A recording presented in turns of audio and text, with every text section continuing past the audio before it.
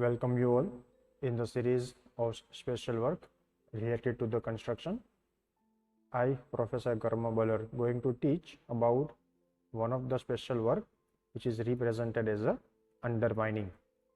So, in the previous lecture, we just continue and that part is represented as the shoring. Okay, so up to previous lecture, we complete the trenches work and the shoring work. Now move towards the underpinning work.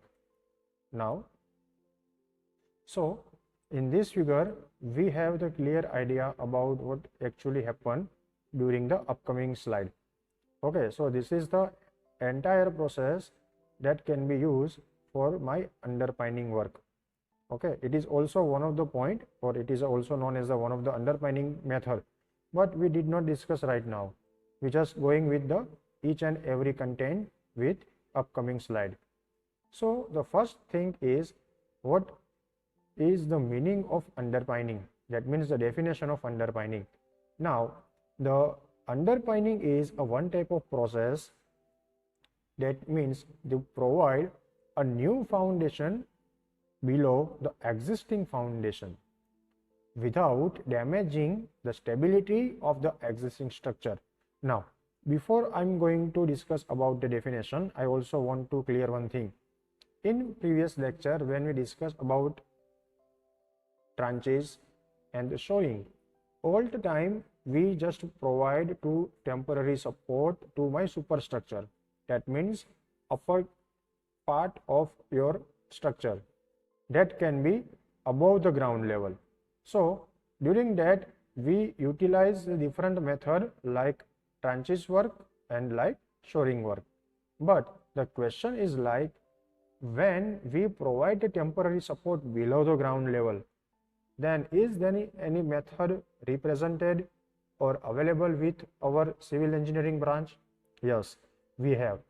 So the underpinning is also known as the providing one of the support, either temporary support or either permanent support to my existing foundation, so that I will construct the new foundation below the existing one, and also I complete the process without damaging the stability of my existing structure.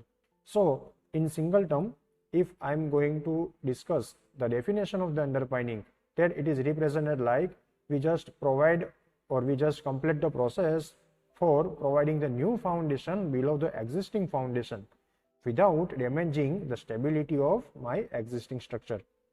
Clear? Now, so the method of underpinning help to strengthening the foundation of my existing building or any other infrastructure.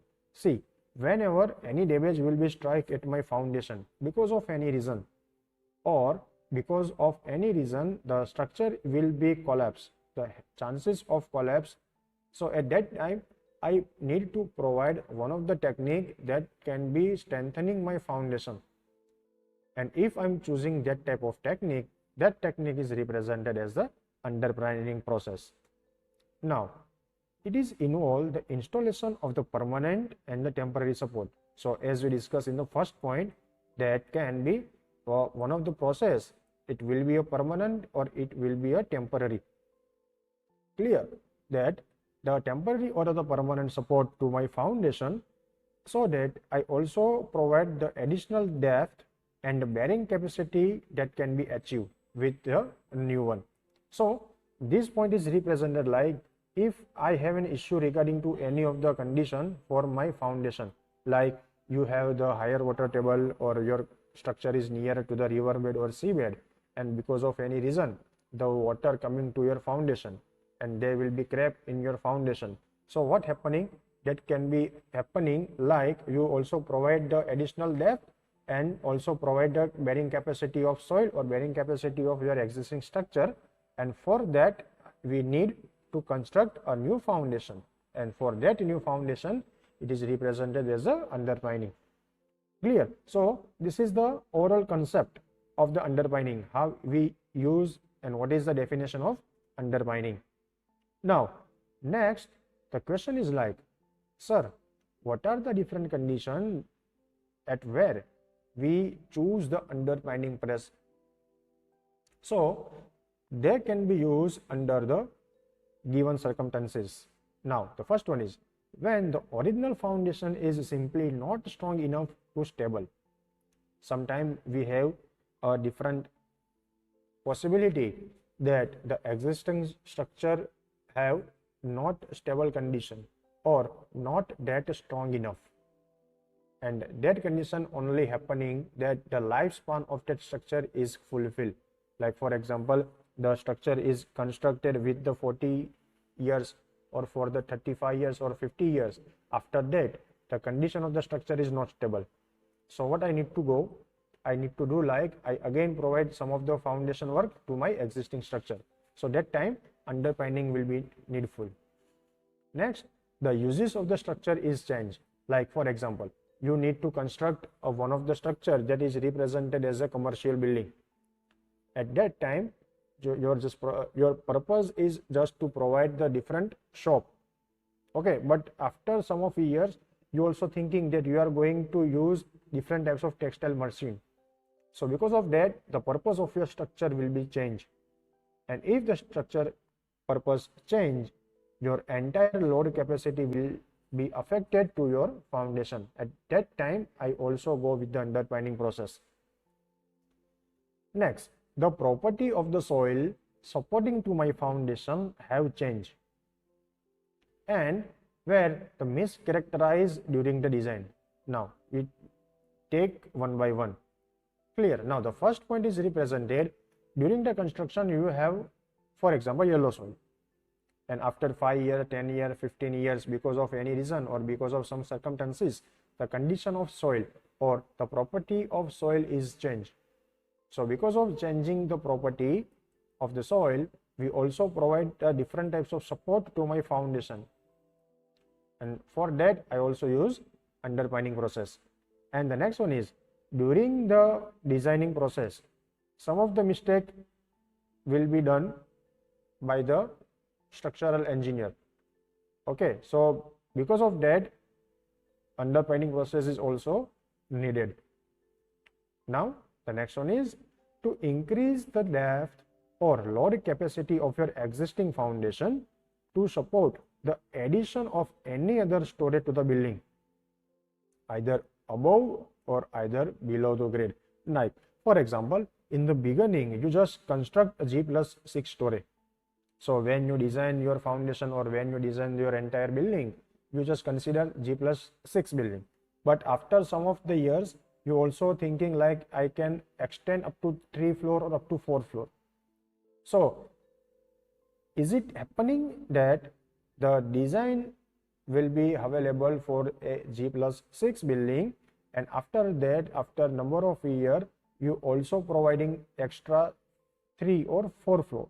The exist building like a 6th floor and the new building will be happening for the additional 4th floor. So after that we have total 10 floor. So how it is represented? It is represented like on actually you have 10 floor, but the design is only available for the 6th floor. So it is not possible. Clear. So during that I also provide some of the depth in my foundation, so I can add extra foundation to my existing structure. Next, relevant to the different types of underpinning. So we have two methods that can be used for any of that underpinning process. But before going to that, I want to add one thing, and this one. Depending on the site condition, different method will be used apart from this. So whatever method we have relevant to the underpinning, it is only for the theoretical process. But when you actually visit any site, then the circumstances and the chances of that particular method will be changed. Okay, so use this method only for your knowledge purpose. Sometimes it is also happen that in theoretical XYZ method will be studied and will be handled by the faculty, that it is used for this type of purpose, but during the site that purpose and that method cannot be utilized. Clear. So we just go one by one. The first method or first type of underpinning is represented as a Pitt method. Some of the content you can easily see in this given figure.